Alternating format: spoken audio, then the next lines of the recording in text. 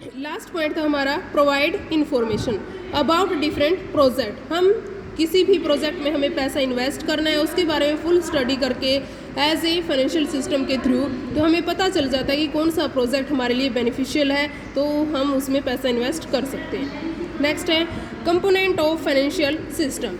इसके कितने कंपोनेंट्स हैं, इसको 4 कैटेगरी में हमने डिवाइड किया है। फर्स्ट है फाइनेंशियल मार्केट, सेकंड है फाइनेंशियल इंस्टीट्यूशन, थर्ड है फाइनेंशियल इंस्ट्रूमेंट्स एंड फोर्थ है financial services.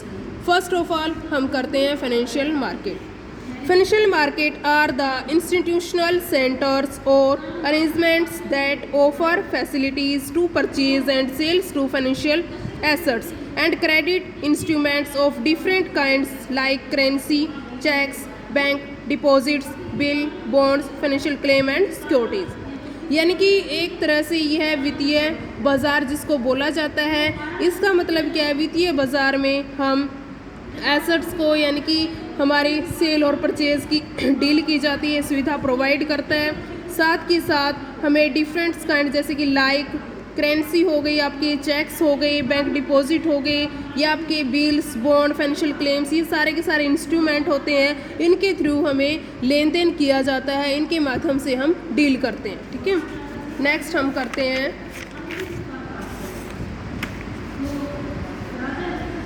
Participants of financial market.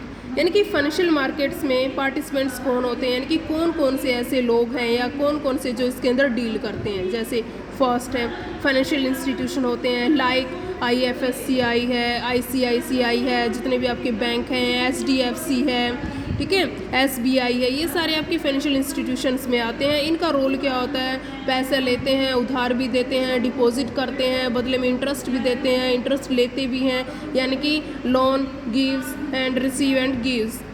आगे एजेंट्स होते हैं आपके, ब्रोकर्स होते हैं, डीलर्स हैं, ब्रोवर्स हैं, लेंडर्स हैं और सेवर एंड सो ऑन।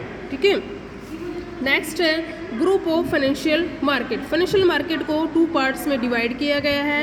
एक है आपकी नेगोशिएबल मार्केट और सेकंड है आपकी ओपन मार्केट। नेगोशिएबल थोड़ा सा ही डिफरेंस है। Negotiable market that markets it includes lender and borrowers meet to negotiate the term and condition.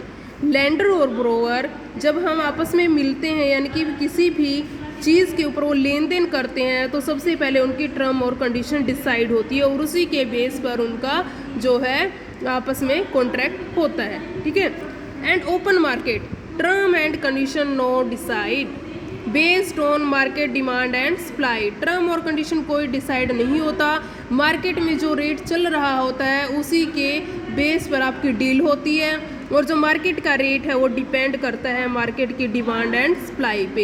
As a share dividend, इसमें मान के चलो शेयर मार्केट का जो है शेयर का रेट कभी हाई हो जाता है और कभी लो हो जाता है। ओके, नेक्स्ट है आपका टाइप्स ऑफ फाइनेंशियल मार्केट्स। कितने टाइप्स में इसको डिवाइड किया गया है, 2 पार्ट्स में। आपकी money market and capital market. 2 तरह की आपकी मार्केट होती हैं। मनी मार्केट जिसको बोलते हैं वित्तीय बाजार और पूंजी बाजार। ठीक है, इसमें थोड़ा सा ही डिफरेंस है, क्लियर कर लेते हैं। Money market is borrowed and lend for short period. Money market में क्या होता है, इसमें पैसा उधार लिया और दिया जाता है एज ए शॉर्ट पीरियड के लिए, यानी कि कम से कम टाइम के लिए, like 1 day, 15 day, 30 days, below 365 days, यानी कि 1 साल से नीचे, यानी कि 1 दिन के लिए ट्रांजैक्शन होती है आपकी, 15 दिन के लिए भी आप ट्रांजैक्शन कर सकते हो, 30 दिन के लिए और 365 दिन के लिए भी। ठीक है, यानी कि एज ए बिलो 1 ईयर। आगे है short term assets sale and purchase. इसमें शॉर्ट टर्म एसेट्स को सेल एंड परचेज किया जाता है, जैसे कि ऊपर मेंशन है बिलो 1 ईयर, यानी कि 1 साल के अंदर उसकी डील करनी होती है, इससे ज़्यादा नहीं होती। ठीक है, नेक्स्ट आते हैं capital market. Capital market money is borrowed and lent for long period, लंबे टाइम के लिए। लंबे time means transaction above 365 days, यानी कि 365 दिन से ऊपर की, क्योंकि 365 दिन से जो नीचे की है वो मनी मार्केट में आ गई है आपकी, और 365 दिन से ऊपर की है वो आपकी कैपिटल मार्केट में। मार्केट डील्स डेब्ट and equity in long term. इसमें जो डील्स होती है आपकी डेब्ट और इक्विटी की होती है मोस्टली, क्योंकि लॉन्ग टर्म में आपकी डेब्ट और इक्विटी ही चलते हैं। और मनी मार्केट में आपकी एसेट्स का सेल और परचेज किया जाता है, यानी कि एसेट्स में आपकी डील की जाती है, और कैपिटल मार्केट में आपकी डेब्ट्स एंड इक्विटी में डील की जाती है। ठीक है, नेक्स्ट करते हैं importance of money market. Money market की क्या क्या फीचर्स है, क्या क्या इंपॉर्टेंस है, वो हम कर लेते हैं। लगभग मिलती जुलती है, ऐसी ही आपकी मनी मार्केट की है, ऐसी ही आपकी कैपिटल मार्केट की। फर्स्ट आपका इकोनॉमिक डेवलपमेंट, यानी कि एक तरह से जैसे आपकी इकोनॉमिक डेवलपमेंट कब होता है, जब आपका स्ट्रॉन्ग फाइनेंशियल सिस्टम होता है। और स्ट्रॉन्ग फाइनेंशियल सिस्टम में आपकी दो मार्केट आती हैं, कौन कौन सी, money market and capital market. Money market आपकी अगर डील अच्छी होगी 1 ईयर के लिए होती है, गुड्स का जो एसेट्स होती है उसका सेल और परचेज किया जाता है, लोग पैसा इन्वेस्ट करते हैं, बदले में इंटरेस्ट भी लेते हैं, तो इससे आपकी जो इकोनॉमिक है वो काफ़ी अच्छी होती है। जो है मार्केट में जो पैसे का आना जाना बना रहता है, एक तरह से स्मूथली चलती रहती है, इससे आपका जो इकोनॉमिक है वो इकोनॉमी आपकी काफ़ी स्ट्रॉन्ग होती है। सेकेंड है profitable investment. Profitable investment mostly किसके लिए बोला गया है, शॉर्ट टर्म के लिए, कमर्शियल बैंक के लिए। कमर्शियल बैंक क्या करते हैं, लोगों से पैसा इकट्ठा करते हैं, सेव करते हैं, जो लोगों की सेविंग है उसको लेके आते हैं मार्केट में, कमर्शियल बैंक उनको कलेक्ट करके, और वो इन्वेस्ट करते हैं कहाँ, जहाँ उनको बेनिफिट होता है। ठीक है, सबसे इंपॉर्टेंट रोल इसका कमर्शियल बैंक का होता है, और बेनिफिट भी होता है मनी मार्केट में। आगे बोरोविंग बाई गवर्नमेंट। बोरोविंग होता है आपका लोन लेना by government, low interest rate पर गवर्नमेंट भी इंस्टीट्यूशन से, मार्केट से, मनी मार्केट से लोन ले सकती है, और अपने जो प्रॉफिटेबल जो प्रोजेक्ट है उसके अंदर इन्वेस्ट कर सकती है। नेक्स्ट है importance to central government bank. Central government bank है आपका RBI है, उसके लिए भी आपका काफ़ी बेनिफिशियल है मनी मार्केट। और वो किस तरह से मार्केट में जो रेट वगैरह चल रहे हैं या जो भी सिस्टम चल रहा है उसके थ्रू वो जो बैंकिंग सिस्टम है उसके ऊपर कंट्रोल कर सकता है, क्योंकि RBI के अंडर में देश के सारे बैंक होते हैं और कंट्रोलिंग सिस्टम उसी के हाथ में होता है। और कंट्रोल सिस्टम कब बेटर होगा, जब आपके डिमांड एंड सप्लाई डिपेंड करेगी। ठीक है, उसी के बेस पर कंट्रोल किए जाते हैं। ठीक है, नेक्स्ट है मोबिलाइजेशन ऑफ फंड्स। फंड्स का मोबिलाइजेशन होता है, यानी कि फंड्स एक जगह से दूसरी जगह पर इन्वेस्ट किया जाता है। जैसे कि लोगों के पास सेविंग होती है, वो मार्केट में आएगी, उसको इन्वेस्ट करेंगे, उसके बाद इन्वेस्ट करने के बदले में उसको क्या मिलेगा, इंटरेस्ट मिलेगा, एज ए डिविडेंड भी मिल सकता है। जिस चीज़ में इन्वेस्ट करेंगे उसके बदले में उसकी कैपिटल इंक्रीज होती जाएगी। फंड्स का मोबिलाइजेशन होता है, एक जगह पड़ा नहीं रहता, अच्छे अच्छे प्रोजेक्ट्स में हम लगा सकते हैं। नेक्स्ट है helpful in self sufficiency of commercial bank. Commercial bank के लिए भी काफ़ी आत्मनिर्भर का यह काम करता है, क्योंकि लोगों की सेविंग को इकट्ठा करके कमर्शियल बैंक मार्केट में लगाते हैं और उसके बदले में पैसा मतलब कि प्राप्त करते हैं। नेक्स्ट है इम्पोर्टेंस ऑफ कैपिटल मार्केट। ये ऊपर हमने की थी मनी मार्केट की इम्पोर्टेंस, अब हम करते हैं कैपिटल मार्केट की importance. Capital market means 1 year से अबोव, जिसमें कि आपका डेब्ट्स एंड इक्विटी की डील्स होती है। फर्स्ट है आपका mobilisation of saving, same point है, ऊपर फंड्स आ चुका है, इसमें आपकी सेविंग आ चुकी है। मोबिलाइजेशन होता है लोगों की जो सेविंग है कहाँ जाती है, मार्केट में जाती है। जैसे कि कमर्शियल बैंक है, कमर्शियल बैंक भी आगे इन्वेस्ट कर सकते हैं पैसा लॉन्ग टर्म के लिए, वो अकॉर्डिंग टू कंपनी के जो मार्केट में जो शेयर की वैल्यू होती है या जो भी फंड्स या डेब्ट की जो रेट होता है उसके अकॉर्डिंग हम इन्वेस्ट करते हैं, इससे सेविंग की मोबिलाइजेशन होती रहती है।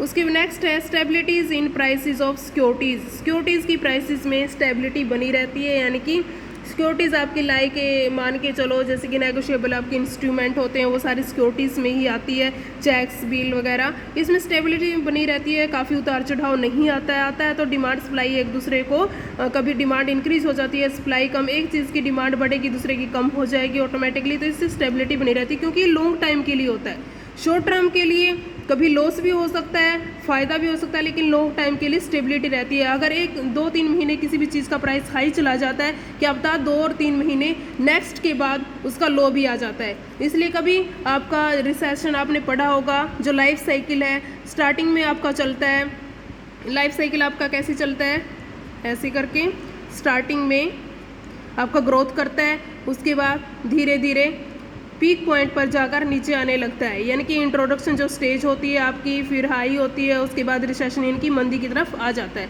लेकिन लॉन्ग टाइम पीरियड में क्या होता है, आपकी जो प्रॉफिट है उसकी स्टेबिलिटी बनी रहती है। नेक्स्ट है promote economic growth. Economic growth obviously जब आपकी स्टेबिलिटी होगी सिक्योरिटीज़ की प्राइस की, या फिर लॉन्ग टर्म में जो भी आपने इन्वेस्ट किया है उसमें लॉस न होकर आपकी स्टेबिलिटी बनी रहेगी, तो उसके कारण जो इकोनॉमिक ग्रोथ है आपकी वो काफ़ी होगी, उसको प्रमोट करता है ये। नेक्स्ट है induces capital formation. Obviously capital formation तो होनी ही है, लॉन्ग टर्म के लिए आप पैसा इन्वेस्ट करते हो, उससे आपके क्या होगा, प्रोडक्शन वगैरह होगा, आपका जो रेट है वो काफ़ी मिलेगा, पैसा मार्केट में जाएगा लॉन्ग टर्म के लिए और इंटरेस्ट के रूप में आपको पैसा आएगा आपके पास, अच्छी जगह इन्वेस्ट होगा। नेक्स्ट आपका difference between money market and capital market. Difference पीछे हम कर भी चुके थे थोड़ा बहुत, चलो अब कर लेते हैं। शॉर्ट टर्म पीरियड के लिए इन्वेस्ट की जाती है मनी मार्केट में, एंड कैपिटल मार्केट में लॉन्ग टर्म के लिए। मनी मार्केट में वर्किंग कैपिटल का यूज़ होता है और कैपिटल मार्केट में fixed and working capital both. Next है deals in bill market, acceptances, houses, collateral loans market etcetera, ये मनी मार्केट में इंक्लूड किए जाते हैं। कैपिटल मार्केट में आपके शेयर एंड डिबेंचर्स इंक्लूड होते हैं। नेक्स्ट है डिपॉजिटर एंड बोरोवर्स, इसमें दोनों रोल प्ले करते हैं। नेक्स्ट कैपिटल मार्केट में आपकी इन्वेस्टर्स एंड एंटरप्रेन्योरशिप दोनों ही आपके इंक्लूड होते हैं, एंटरप्रेन्योर। नेक्स्ट है मनी मार्केट में आपकी अंडरराइटिंग कमीशन, यानी कि अंडरराइटर जो होता है वो मेन एक्टिविटीज़ होती है उसकी, उसके बदले वो कमीशन लेता है, डील करवाता है, क्योंकि ये शॉर्ट पीरियड के लिए होता है। जबकि कैपिटल मार्केट में आपकी sale and purchase of bills की सेल और परचेज, सॉरी अपोजिट मैंने बना दिया था, यानी कि कैपिटल मार्केट में आपकी अंडरराइटिंग जो कमीशन है वो यूज़ होता है, जबकि सेल्स एंड परचेज आपकी मनी मार्केट में होती है। ठीक है, इसको ठीक कर लेना। उसके बाद मनी मार्केट में रिस्क वेरी लो, क्योंकि शॉर्ट टर्म के लिए होता है। उसके बाद कैपिटल मार्केट में रिस्क जो है काफ़ी हाई होता है, क्योंकि पैसा ज़्यादा मात्रा में इन्वेस्ट किया जाता है और कंपनियों का क्या पता लंबे टाइम तक, कितने साल तक ग्रोथ हो या ना भी हो, इसलिए रिस्क काफ़ी उठाना पड़ता है। ठीक है, ओके, आज के लिए इतना ही काफ़ी है। आज हमने की है फाइनेंशियल मार्केट। ठीक है, थैंक यू।